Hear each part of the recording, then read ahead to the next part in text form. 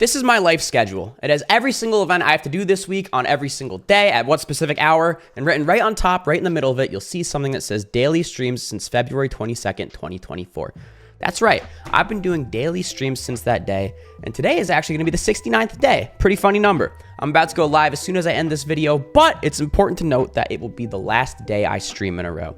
I'm officially breaking the streak, and I just want to talk about, what happened, what did I learn, why am I stopping, what am I doing next? We're going to learn that all today in this episode of ChubbierMail. Ooh, it's still working on the intro song. But anyways, we have to start off with the event that kicked everything off. It was February 12th or something in that ballpark. I don't know the exact day. YouTube dropped vertical live streaming. It's a completely original idea, definitely never done before on TikTok, but this was a new feature. And as all content creators know, when a new feature drops, the platforms push it like crazy. So obviously I had to jump on this trend and see what this was all about. And to my credit, pat myself on the back here, I was one of the earliest adopters. As you can see right here, streamed February 16th, 2024. So, all right, maybe a few days late, but not too bad. And if you look at the video numbers, not damn bad. 143 viewers. I think I had it paused at 157 there. These are insane numbers for me, someone who was averaging about 20 to 30 in my horizontal format. I turned on one vertical stream, magical triple digit numbers, and boom, the rest is history. The stats were phenomenal. And to prove it to you, I want to play a little bit of a mini game. This game is called Guess When I Started Streaming. Ready? Let's take a look at the numbers. This is my subscriber chart. Can you guess, this is the month of February, what day I started vertical streaming? If you guessed here, you'd be wrong. That's February 9th. Remember, we already gave you the answers. February 16th. You go over here. Is it here? No. 663. Not too bad. Yes, that was the day, February 16th. And the thing that's even more wild to me is that this 663 on this one day is more subscribers than I got in all of January. So to me, this was a huge, massive jump, something I could not miss. And with the exception of this one day, February 21st, and I don't know, I was busy or something, I streamed every single day since February 22nd. And the stats prove it. I mean, look at this, last 90 days, you just kind of see, fizzles out a little bit. But anyways, what prompted this? Did I just want numbers? Did I do this just so I can get big numbers, big subs? The numbers are not bad. I'm not going to lie to you. That's one of the motivations. But really, the main reason why I wanted to try this daily streaming trend was because of Ludwig. This is a YouTuber, I guess. I would argue he's more of a streamer who also happens to make YouTube videos that are high quality. I would classify him as a streamer. But this is the person that I would credit to having me, the person who inspired me to start YouTube or start it back up again. I've always wanted to be a Ludwig type person where I am predominantly a live streamer, and then, I also have to make videos. In fact, I've been so inspired by Ludwig that his burner channel, Mogul Mail, might have been something that kind of inspired me for my burner channel. I mean, his burner channel has 1.5 mil, so maybe that's not the right word for it, but this is my channel with my lower quality videos. This whole format was ripped off from his Mogul Mail thing, so, there's a lot of inspiration there. But yeah, I've always wanted to be a streamer.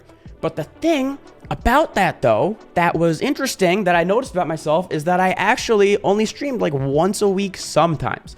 Maybe once every other week was what I was averaging.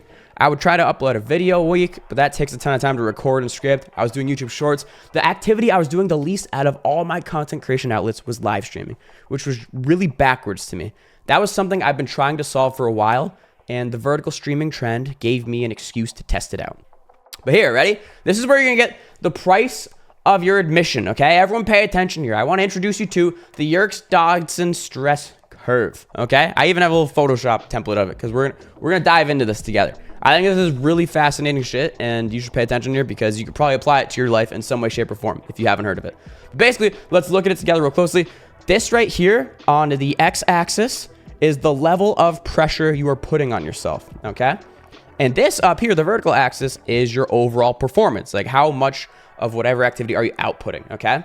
And looking at it from this basic spot, you could see that if you're in a low pressure environment, you're not gonna do too much. You're gonna be bored and you're gonna be pretty unproductive. Think of like a lazy Sunday. You wake up and have nothing to do, so you might just stay in bed. Maybe you scroll on your phone. That's what I think of at the beginning of the chart. Next, you have the comfort zone, right? And so there's a comfortable amount of pressure, which is, probably your day-to-day activities. And as you can see, there is some performance. A very big jump up from this boredom thing. Not bad overall. But then you see these other zones. And there's the old saying of the greatest growth happens when you leave your comfort zone. I 100% believe that's true. Dodson apparently believes it as well. This yellow zone is the stretch zone. So you're leaving your comfort zone a little bit, doing something you're maybe a little bit uncomfortable with. You can see, though, you have better performance overall in terms of overall output. Then we get to the strain zone, which is the tipping point, right? Maybe you're taking on a little bit too much at once. Your performance starts to dip a little bit, but not even like too much. It's still fine if you're straining yourself every once in a while. It just becomes an issue when you get to the crisis zone. Crisis is when you're doing too much at once. That's when you hit burnout. That's when you're exhausted. That's when you want to just lay down all day and do nothing, and your output becomes 0 at the extreme, okay? So what does that have to do with me vertical live streaming, right? Well, here's my theory. It's more of a fact about myself, but it's also my theory about other people. I think most people believe they live their life in this stretch zone, right? I think most people think they're there, but in reality, they're probably here in the comfort zone, right around here. And you might be like, all right, what evidence do I have of that? Well, in my opinion, I don't think you can tell what a crisis feels like unless you experience it, right? I think you need to kind of throw yourself into the fire to see just how far you can push yourself, because I think we're all capable of pushing ourselves so much more than we give ourselves credit for. I really mean that. So for example, when I was streaming once a week-ish sometimes, I thought I was like, okay, probably like in the strand zone, right? Because I was juggling 5 other things at once. But it wasn't until I started daily streaming for 69 days in a row that I truly started to feel what pressure was, right? And I got it all, right? When I started doing maybe the first week of streaming in a row, I felt I was probably in the stretch zone. Then I think I survived a while in the strain zone. And it wasn't until maybe the past week or two that I really saw my performance plummet as I entered the crisis zone, which maybe sounds like a bad thing. Like, oh no, he was in a crisis. I think it's a great thing. That was the end finish line I was aiming for. Because once you enter a crisis zone, once you know what it feels like, you could be like, okay, that's what a crisis is. Let me dial it back a few notches, okay, and try and go back to the stretch zone. Or honestly, even if you live your life in the strain zone, that's not terrible, right? You can see the strain zone is still better than being comfortable your whole life. So it's okay to be a little bit overstressed, but ideally you're somewhere in this little bump. And after encountering my crisis mode of pure exhaustion and burnout, I now know, okay, dial it back, we could live here. Pretty cool stuff. I encourage you all to, kind of take this template and apply it to your life in whatever way you can. But what were my indications that I was in the crisis zone? My indications were the following, okay? It all started with my recent videos, specifically this one, okay? My friend Slat reached out to me and was like, hey, dude, I just want to let you know, Snail, this is, homie to homie. I'm not trying to put you down at all. This video, I think, was not so good. I was hoping that you'd compare it to Rec Room. I thought you'd have more Rec Room gameplay in it. You didn't, and it just seems like a huge missed opportunity. Great concept, kind of a disappointment as a viewer. And so I heard that feedback, and I was like, oh, shit, you know what? You're absolutely right. And the disappointing thing even more is that was my original plan. My original plan was to have Rec Room gameplay paired along the roadblocks. But I was so busy with streaming that I was just like, damn, I recorded some stuff. Let's just send it to editor, shoot it out, whatever. Like, people aren't going to notice. And I was wrong. This is a flopperooski, okay? Like, usually I would get around 10,000 views a Rec Room video minimum, and 20,000 would be probably a good video for me. But this was shit. 3.3 is awful. Next up, I uploaded this video. Rec Room Mobile is even worse than you think. And my other friend, Billabob, reached out, and they were like, yo, dude, just want to let you know, video was kind of shit. No offense. Coming from a good place, but this is just not, you took an interesting start with all the editing, and it was great, and then you just showed a live stream for the rest of it, and it was kind of fucking boring. You're better than that. And the specific feedback I got from Billabob is that I am at my best when I'm kind of like the center of the video and narrating all of that. There wasn't a single ounce of narration after the 30-second mark. I mean, that was just disappointing. And I think about that feedback, and I'm like, yeah, if I spent just a little bit more time on this, it could have been a much better product. And last but not least, this video here, I think, is potentially the laziest video I've ever uploaded, like wholeheartedly. It wasn't my intent to release a piece of shit. I was just sort of experimenting with new formats to see if I can get people entertained in a different style of editing. But at the end of the day, all this was is a live stream that was chopped up. There wasn't even any introduction. I just threw it in front of people and was like, all right, here you go. Here's a bunch of random moments that I think are a little funny, but maybe not so much. And of course, paying the price here. So the video output was shit. But even worse, and this is the key part here. The key part. Blah. I can't talk. I'm not going to edit this, so you're just going to have to live with that being in there. The live streams. The live streams were just kind of going to shit, in my opinion. I mean, I was doing the same thing basically every single day, either Rec Room or Roblox. And when I'm doing Rec Room, which is what my channel is known for, I was doing quests or I was doing Make It to Midnight. And this was a beautiful system at first.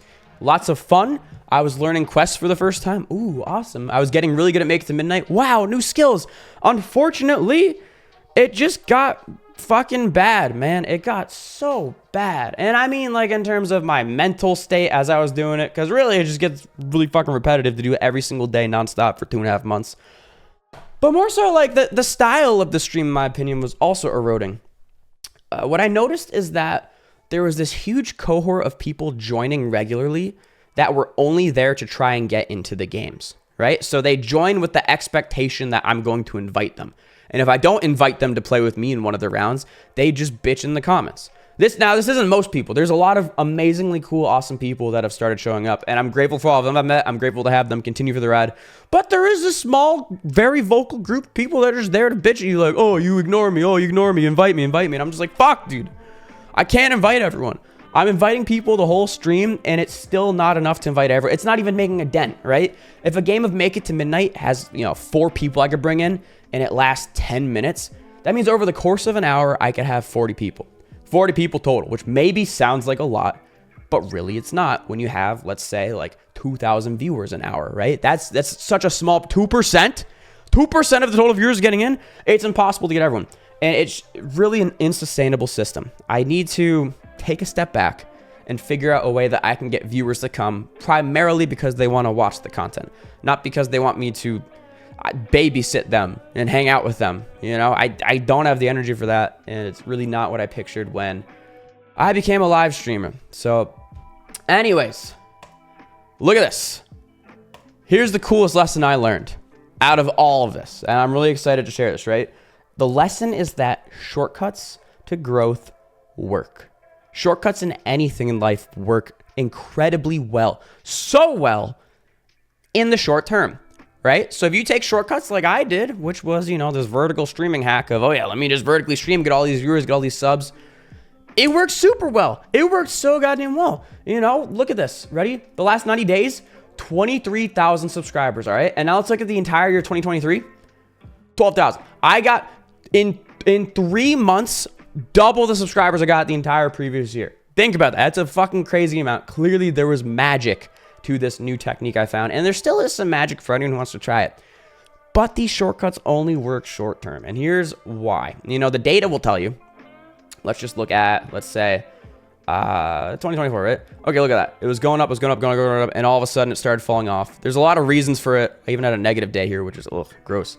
Lots of reasons, but basically if you have people subscribe that fast, in verticals where you're like, oh yeah, subscribe so I can hit this goal, and they're like, okay, I'll do it, and they subscribe for that and not because they like you, eventually they're going to start unsubbing.